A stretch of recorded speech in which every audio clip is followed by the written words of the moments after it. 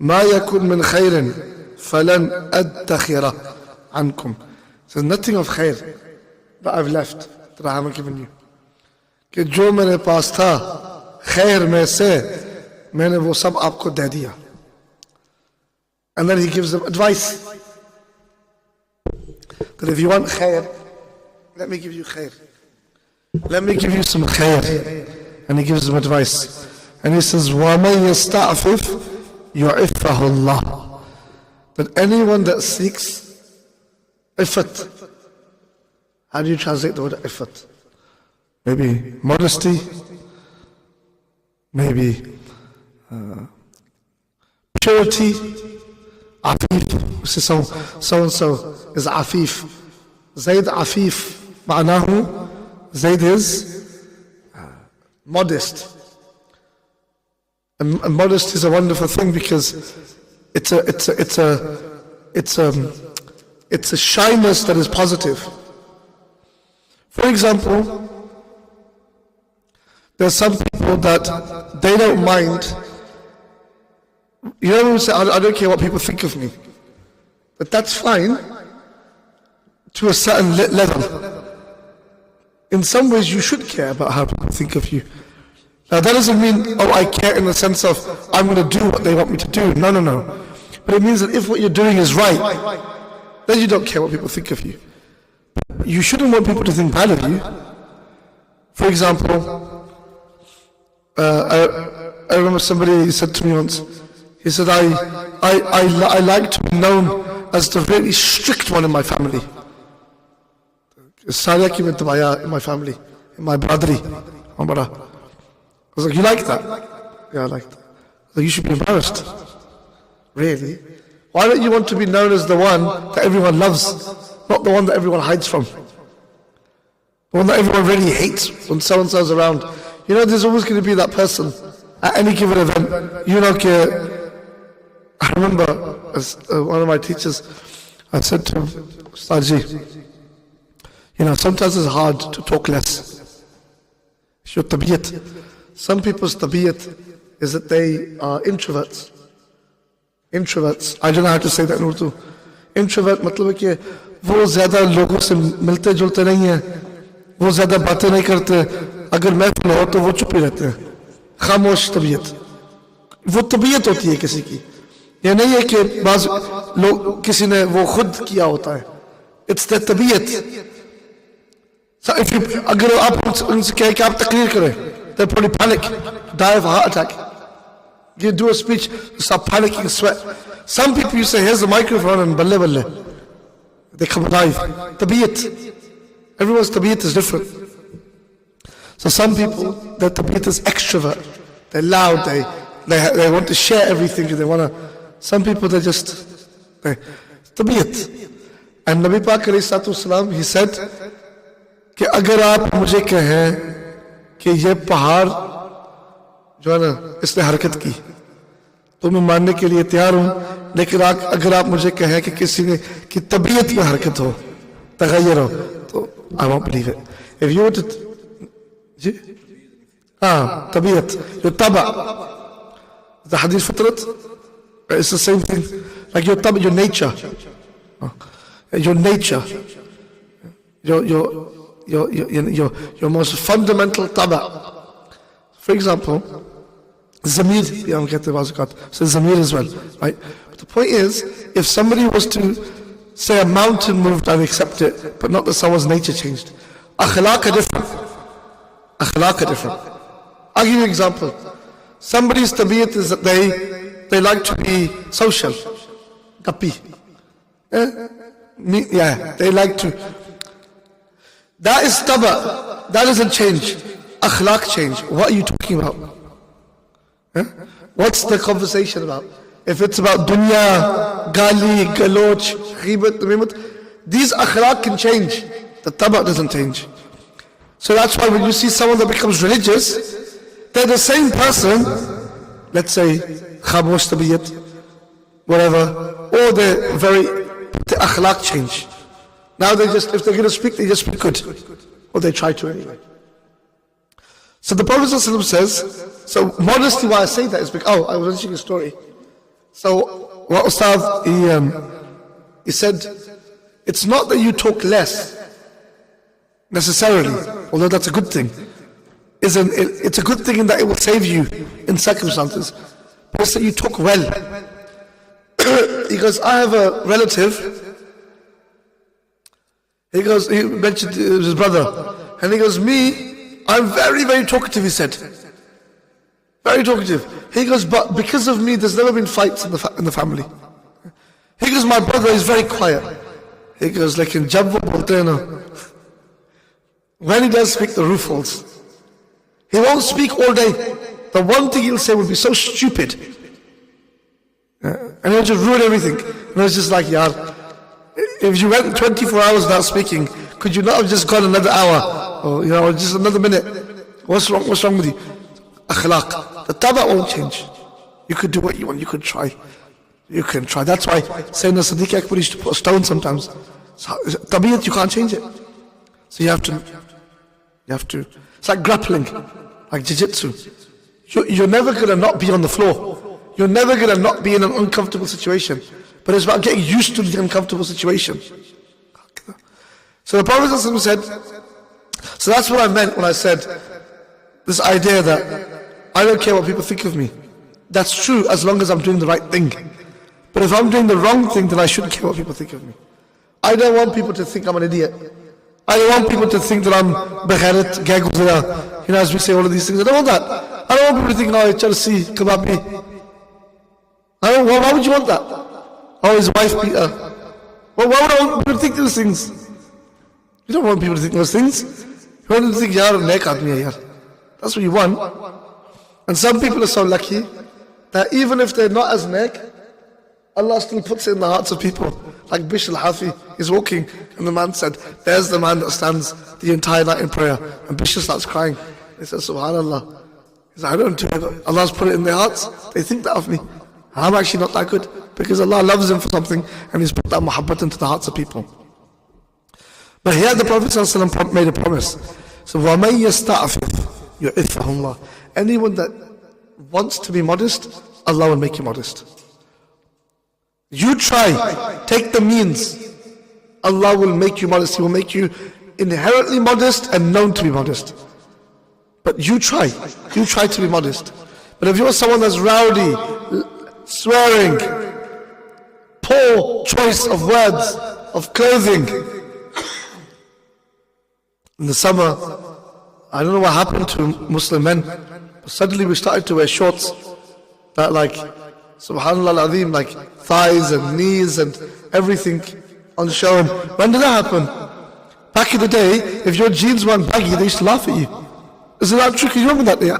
I don't know, I was born in the late 1980s. I don't know about you lot, but back in the day, if you didn't wear baggy jeans, yeah? And I don't mean by baggy that they have to be like MC Hammer, like those sort of, some of you are too young. You won't know these things, right? But like, they used to say dress like a man, isn't it? Like, why are you wearing like tights? Aifa. Aifa, like, it's gone. It's gone. No. Trousers rips, they go all the way from the knee down to the thingy. Trousers with mud on it. There's design, isn't it, with mud on it. Can you believe that? Like, what happened to the damag of people? When you've got designer jeans that are basically jeans with mud on it. So, وَمَن يَسْتَعْفِفْ يُعِفَّهُ اللَّهُ. Anyone that wants to be modest, Allah Ta'ala will make them modest. As they say, as the Punjabi poet said, just dhoond kitni sachi, right? Don't complain you didn't find it. If you saw it, sincerely you found it. وَمَن يَسْتَغْنِي يُغْنِهِ اللَّهُ. Anyone that wants to be free, غير محتاج, Allah will make you غير محتاج. Anyone that wants to be independent, Allah will make you independent. If you had a rotten time at work, and you said, I don't want to be dependent on any of these people, and you truly sought the means, Allah will make the means for you. If you did not want to be muhtaj on people, and you sought that, Allah Ta'ala will make it so that you are not muhtaj. Allah Ta'ala will make it. He will facilitate a way. But if you try, وَمَن يَسْتَغْنِي, you have to do talab of that. You have to make dua for it, and then you have to go for it. But if you go for it, Allah Ta'ala will give it to you. But if you don't go for it, He won't give it to you. Absolutely he won't. Why would he? You have to take the means. It's like well, we're doing Arabic classes now. I remember a long time ago, there was a brother, and he met me, and he said to me, I really want to do Arabic, and we had a long conversation about this. Yeah, I really want to do it. It was fantastic, great talk, mashallah, amazing. Now the course started yesterday, and so I met the brother a couple of days ago, and he was like, oh, Arabic. I was, oh yeah, it's starting, the class is starting now, and it just went, shh, silence. No conversation. Like, that's fine if you don't want to pursue classes. But don't, pretend like you want it and then not work towards it. It doesn't work like that. Can't pretend I really want to do this and I've got so much niyyah and I just, mashallah, I want to be the greatest talib al-ilm that the world has ever seen. I'm going to be the second Ghazali and I'm going to be... And then sat at home playing Fortnite or something. Praying, what's that? Candy Crush. The 45 minutes gone on Candy Crush. The next 45 minutes go on TikTok. No, it doesn't work like that. Otherwise, everyone would do it. It's not fair. On the actual Tullab al-Ilm, they sacrifice all of their time for the pursuit of knowledge. La yusawi. It's not equal. So the guy that banged his head to learn language, Arabic, study, you're just going to get it just by having a niyyah. It's not even a niyyah. It's not a real niyyah. It's not a real intention. وَمَنْ يَسْتَغْنِي. But anyone that does talab of it, they will get it. I've always promised, I've always said to students, I've always said, you give me commitment, I give you Arabic. I promise. You give me commitment, genuine commitment, I promise you the Arabic language. Because anyone can do it. All they need is commitment. Niyatun salihah, a good intention, commitment. Slow and steady wins the race. You don't need to jump onto big books, and slow and steady wins the race. Commitment. You're there with a book, a pen, paying attention, taking notes, going home, looking at it, making it a part of your life. I promise you, you will get whatever you want. Likewise with mal, with wealth. I don't know about capitalism. I'm not fond of the idea. I don't know about all of the billionaires out there. I don't know if they're good people or bad people. I don't know if everyone that's out there is evil. But what I don't like is if somebody is a billionaire, it's like by default they must be bad and evil, and everyone hates them. Why?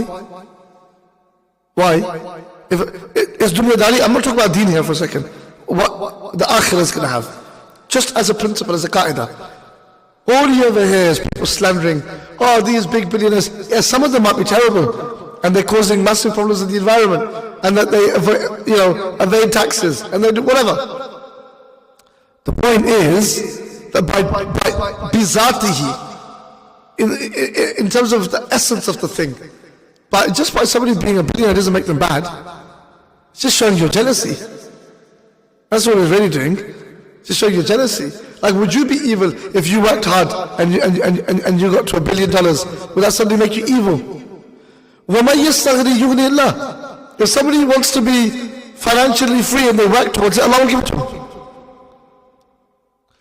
I'm not saying whether something is good or bad here, by the way. I just need you to, this is not like one of those get-rich YouTube tutorials. That's not my point. Just making a point that it's no good sitting there and crying about circumstances. It's just not. It really isn't. And we all do it. And I put myself in that boat. Today was so tough. I'm having such a difficult time. I've got too much on. I've taken too much on. I have taken too much on. I know that in my own personal life. Taken way too much on. And struggle to find time to do the most fundamental, basic things of time. But then ultimately, why am I crying about it? Because I also get the fruits of it. Benefit of it. So you know what I'm trying to say? And you're benefiting from that too. So what are you crying about it for? So the idea that people just say, I'm not doing too much. You could work harder actually. Probably find you could work harder. And you actually could. And rather than sitting there moping about it. On this thing and this thing alone, I agree with the Tories. Probably nothing else. On this one thing, which is just the idea of That doesn't mean that some people aren't just poor, by the way. And some people, I believe in a welfare state too, in Baytul Mal, because Islam promotes welfare state. But the concept of work, very powerful in Islam, by the way. I'm not saying Labour doesn't have that concept, but you get my point. As in, the Prophet said that the greatest fard after the 5 prayers was work. What's that telling you? What's that telling you? After the Jum'ah prayer, what does Allah say? فَانْتَشِرُوا فِي الْأَرْضِ Go back to work.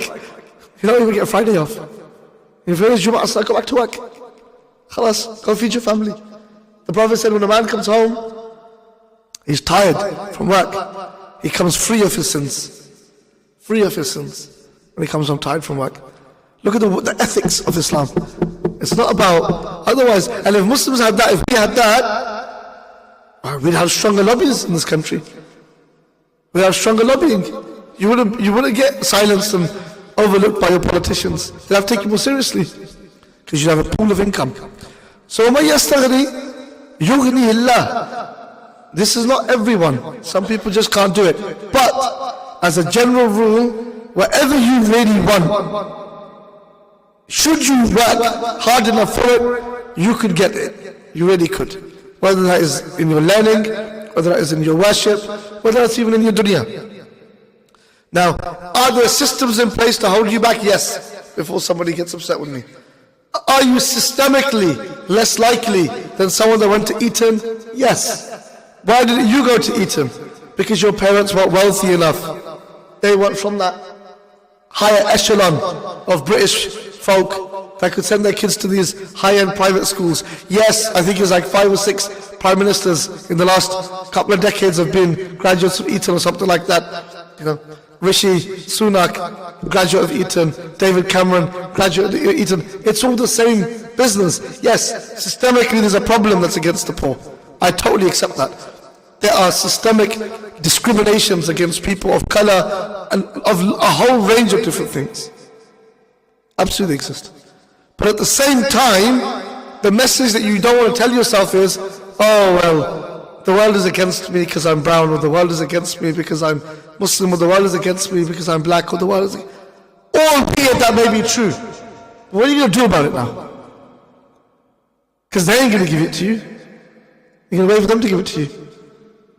No one's going to give you nothing. When we went to our local MP, like beggars, I feel ashamed of myself for going now, like beggars, saying, please could you just, whilst in Parliament, talk about the most basic fundamental concepts of human rights, that innocent children shouldn't be killed. And he just towed the party line back to us with absolutely no consideration. He wasn't even good, and I'm saying this on the mic and I know I am. The man has no people skills, and he is never welcome in this mosque, ever. As long as I'm in this mosque, he will not come. And until MPs have some respect for the Muslim community, they will never be invited into this mosque. They won't. We will not allow them to come and talk to our congregations as to why they should vote for them. No. No.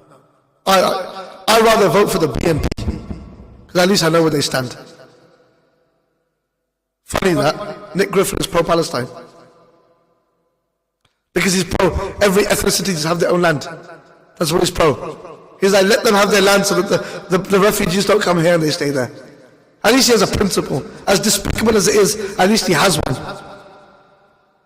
Rather than these sort of smiling assassins, as they call them, or whatever they call them, where they come smiling and then they're stabbing you in the back.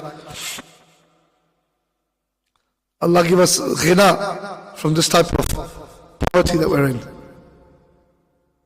Poverty of self-respect.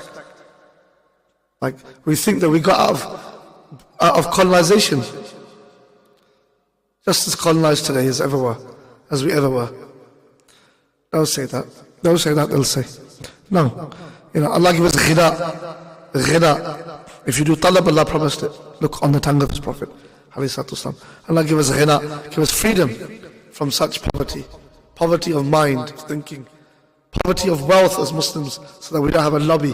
They can lobby people to say no. To beg people for our humanity. I refuse to. I would refuse now to go anywhere and ask them, please can you call for a ceasefire? No, I'm not going to ask you for that. I'll have to beg you to ask for for just recognizing the lives of brown people to be equal in worth to the lives of white people. I'm tired of making comparisons between Palestine and Ukraine. I'm tired. Why would I do that? I don't need to beg you. I got too much self-respect to beg you. In fact, I'm better than you.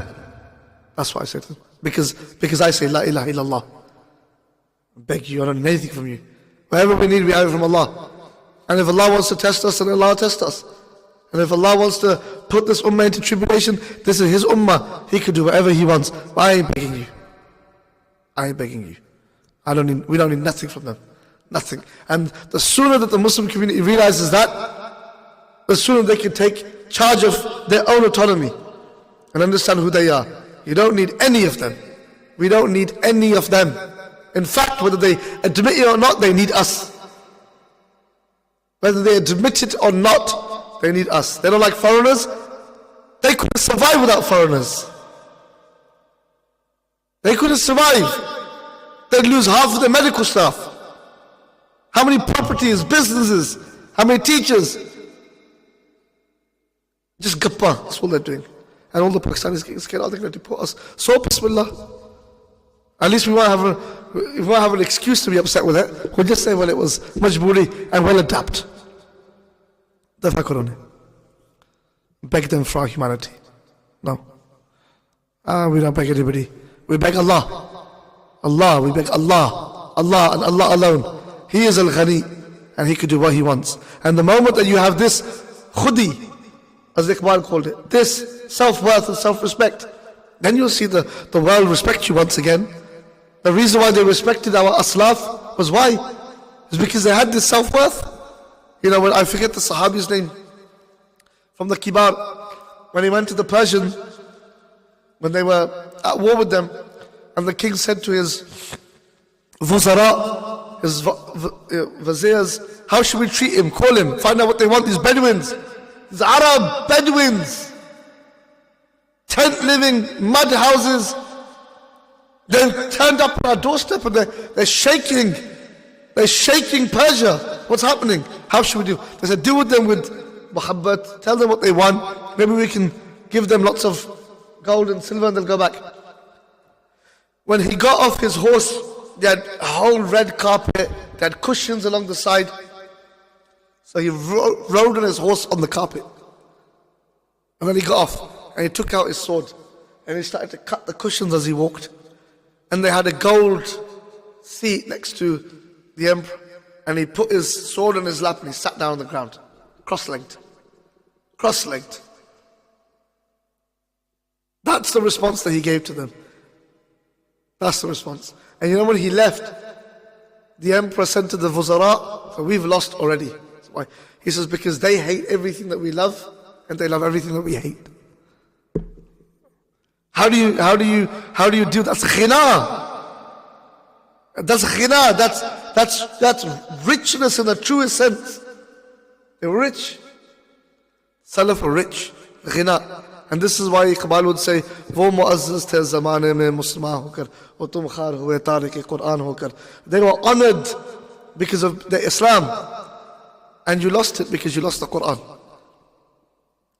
And you lost it for what? And then you wore your nice little Tory badge on election day, didn't you?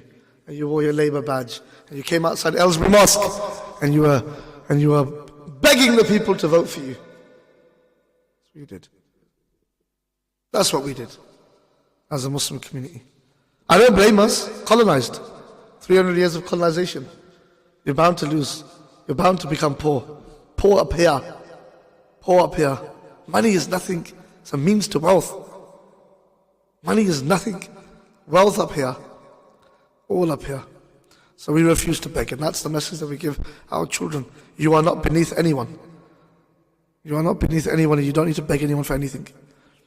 Alhamdulillah. And then the Prophet ﷺ said, وَمَن يَتَصَبَّرْ يُصَبِّرْهُ اللَّهُ. And anyone that seeks patience, Allah will make him patient. Anyone that tries to be patient with anything, Allah will assist in that. وَمَا أُعْتِيَ أَحَدٌ عَطَاءً خَيْرًا وَأَوْسَعْ مِنَ الصَّبْرِ. And none of you, or nobody, is given a greater and more expansive gift than the gift of patience. أو كما قاله عليه الصلاة والسلام. May Allah subhanahu wa ta'ala, even though the bab is bab al-sabr, and we focus a little bit more on ghina, but I just think it was timely. Also sabr, ghina al-nafs. It's an amazing thing. The man that was standing after losing 3 of his children in Palestine, and he refused to cry on camera. And he said, I refuse to allow my enemies to gloat over me. Ghina. That ghina is linked to sabr. Look what the Prophet ﷺ linked there. He linked ghina to sabr. Ghina to sabr. May Allah subhanahu wa ta'ala give us tawfiq. May Allah subhanahu wa ta'ala give us ghina. May Allah subhanahu wa ta'ala allow us to remember that He is al-Ghani and all ghina is from Him. And we ask you, Ya Rabbil Alameen, make us free, Ya Rabbil Alameen, from the shackles of this dunya, Ya Rabbil Alameen. Ya Rabbil Alameen, Akram Akrameen, give us some khuddari, Ya Rabbil Alameen. Ya Allah, give this ummah khuddari once again, Ya Rabbil Alameen. Ya Rabbil Alameen, give us self-respect, Ya Rabbil Alameen. Ya Allah, do not remove from this ummah khaddari and give us khuddari, Ya Rabbil Alameen. Ya Arhamar Rahimin, Ya Akram Akrameen, Ya Rabbil Alameen, Ya Arhamar Rahimin. Allow us to raise a generation of Muslims who love themselves, Ya Rabbil Alameen. A generation of Muslims that honor themselves and are dignified human beings, Ya Rabbil Alameen. Ya Arhamar Rahimin, Ya Akram Akrameen. Wa sallallahu wa sallim wa barik ala Sayyidina Muhammad wa ala alihi wa sahbihi ajma'in. Ameen bi rahmatika ya Arhamar Rahimin.